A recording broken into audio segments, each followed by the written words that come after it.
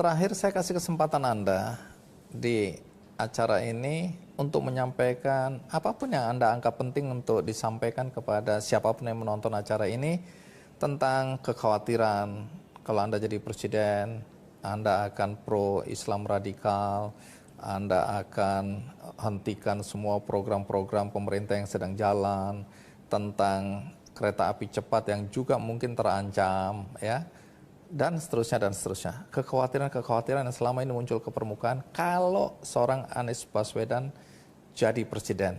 Adakah sesuatu yang Anda mau sampaikan kepada orang-orang yang khawatir, orang-orang yang berusaha menjegal Anda, orang-orang yang berdoa semoga Anda tidak jadi presiden? Adakah sesuatu yang Anda mau sampaikan? Saya mengajak kepada semua untuk menggunakan informasi secara lengkap, mengajak untuk objektif, dan menggunakan common sense, akal sehat di dalam kita menilai.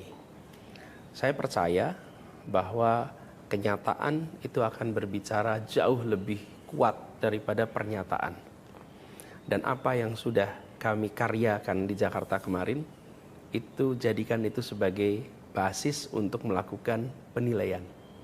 Bukan hanya kata-katanya. Misalnya pidato, ya cek aja kenyataannya. Jadi lihat kenyataan itu dan kekhawatiran-kekhawatiran yang dihembuskan itu sudah dihembuskan sejak 2017. Dan saya sudah bertugas di Jakarta selama 5 tahun. Silahkan dicek apa kekhawatiran itu terbukti. Kalau kekhawatiran itu tidak terbukti, maka harus dibatalkan. Bila ada tudingan tidak ramah pada minoritas, kemudian diskriminatif, kemudian apapun lah itu, label-label itu, lihat di Jakarta. Dia udah 5 tahun bertugas. Kalau dia belum bertugas, maka boleh dicurigai pakai tudingan itu. Tapi kalau dia sudah bertugas, lihat kenyataannya. Apakah justru ketika bertugas mengayomi semua, menjangkau semuanya. Jadi itu yang terkait dengan kekhawatiran-kekhawatiran. Program juga sama.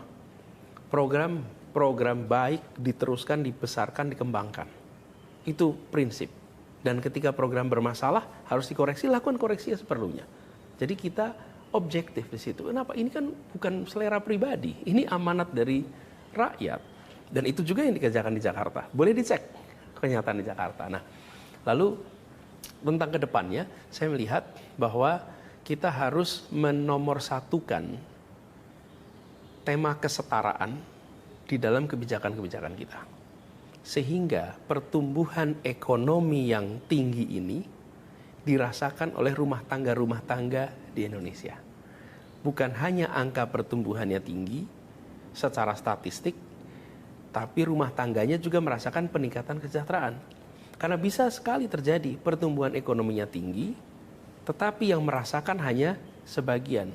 Kita biasa sebut itu sebagai ketimpangan. Nah, ini harus dibereskan. Di situ ada masalah kemiskinan, kesulitan keluarga-keluarga untuk bisa memenuhi kebutuhan hidupnya. 2 hal, 1 biaya hidupnya yang tinggi, 2 pemasukannya yang kecil. Dan ini yang harus menjadi perhatian kita. Jadi masalah kemiskinan, lapangan pekerjaan, biaya hidup, itu yang akan menjadi fokus sangat serius. Seperti juga kemarin ketika di Jakarta. Lalu, terkait dengan pemerintahan. Kita ingin agar meritokrasi dikembalikan menjadi prioritas utama. Di tubuh TNI, di tubuh polisi, di tubuh ASN. Meritokrasi kembali.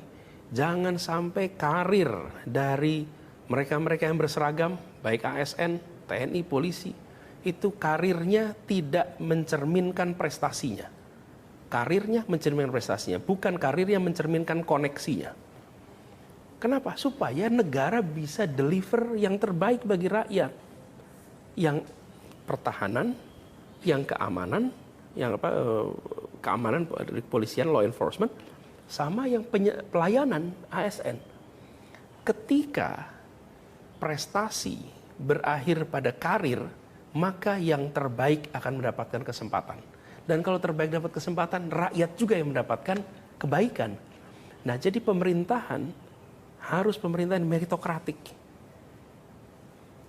Dan ini juga membuat kita-kita yang nanti melihat pemimpin-pemimpin, pemimpin ASN, pemimpin polisi, pemimpin TNI adalah komandan-komandan, kepala-kepala yang memang melalui jalur meritokrasi. Nah, dengan seperti itu, bangsa kita akan berdiri tegak melihat, iya, di Republik ini masalah ketimpangan kita selesaikan, kesejahteraan kita tingkatkan, negaranya berjalan dengan pemerintahan meritokratik, lalu demokrasinya dihormati, kebebasan berpendapat dilindungi, pemerintahan aturan main pemilu tidak digonta-ganti, memberikan kepastian itu.